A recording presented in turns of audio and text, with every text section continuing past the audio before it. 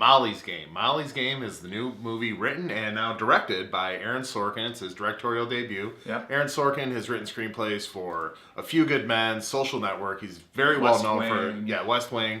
He's very well known for his dialogue. It's really snappy, kinetic, lots of walk and talks. Kind of his trademark. So this is his first time directing, Nate. So let's just start with Aaron Sorkin, how you felt like he handled the directing duties of this time around. I mean, I think the directing chair is a natural fit for Aaron Sorkin. I think he knows the way films work. I think he's really good with pacing and obviously his dialogue. I think that his direction was competent. It was well done, but it wasn't a show stealer. I don't think he went like off the rails with creativity when it comes to direction. I just think that he played it pretty safe. Yeah. This is kind of a biographical, legal, procedural, very similar to the Social Network. But I think this movie and the Social Network, like, that's the difference between David Fincher directing a movie right. and Aaron Sorkin directing a movie kind of thing, where it's just like, this is the movie that the Social Network would have been if David Fincher didn't direct it, kind of thing. Like it's a good movie and it's very well competently made. But there's just, like you said, there's no flair. It lacks that flair, exactly. There's no flair, there's no personality to it. And I get it's his first time directing. I'm sure he was more focused on just making a good movie than like to make his movie. Yeah. But I think that he did a good job. There were some pacing issues in there. I feel like there was some times where like they're unraveling this case against Molly Bloom, who ran gambling table, poker tables with all these like high stakes, celebrities, athletes type thing. Yeah. And so she would be explaining her case and get from point A to point B, but it took a while to get there sometimes. So I just feel like by the time they got to a point where I'm like, oh, they're talking about this person in the case? Like, they just mentioned that like 10 minutes ago. We're building up to this point.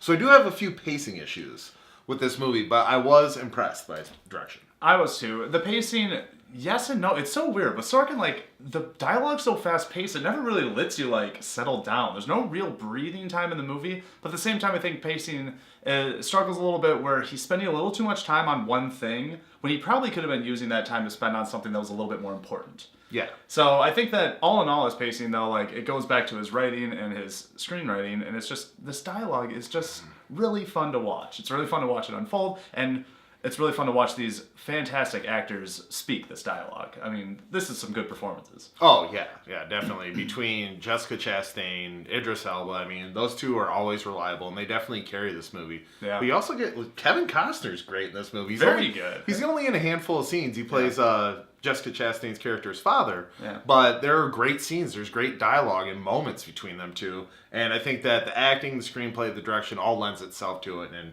it was really something to see, and it was enjoyable. It was enjoyable. I mean, even surprisingly, Michael Cera was really good. Yeah. I thought he, like, fit the role, obviously. Yeah. I don't know. And it's weird because there's a rumor as to who the celebrity was that he was portraying, and I'm like, is he portraying it like how he would be this guy? Yeah. Or how he's like, oh, I know that dude, and F that. I'm going to make him all smarmy. And Yeah, because he was pretty slimy in this movie. Yeah, it makes me wonder. But I got to give a shout out to Idris Elba. Yeah. The dude is continually impressive in everything he's in. Even when he's in a bad movie, he's still great. Yeah. And he gives this speech to such the a prosecutors. Oh, it's like it serves as like it's the Aaron Sorkin version of a climax of a movie where instead of a big event happening, this big speech happens, and just Idris Elba nails it, and I loved him in this movie. Yeah, I also think that it was a really good choice to refrain. I mean, it's a true story, so who knows if this has anything to do with it. But given her character and everything, I'm just glad there was no love interest. This really focused on the story and the case and what it was, and it didn't get bogged down by maybe some romantic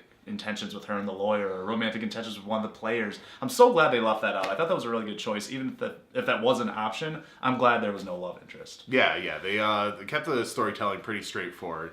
And I like you get a peel behind the scenes of what's happening with like, the high stakes, kind of the elite and what they do with their free time and like, just guys burning through hundreds of thousands of dollars. Care. Just go and have fun in a poker game. Yeah. It's just things like that. And also you kind of peel a layer back on some of the prosecutor's office tactics. Yeah. And makes me really not want to be indicted for anything. No, me neither. And I also like that they focused. For some reason, I thought that the poker thing would take a little bit of a back seat. Like, it would be the underlying thing, but it would be more of the case. But they really dive into poker. I enjoy poker, the game of poker. Yeah. And they really go into some really cool scenes of different hands and the way different characters handle certain scenarios in a poker game. And I'm really glad they went into that because I don't know if people that don't like poker will enjoy this movie, but I'm pretty sure they will. Yeah. They make it very interesting. Yeah, and they'll learn something about it too. I mean, they're discussing terms that I've heard before, but there's also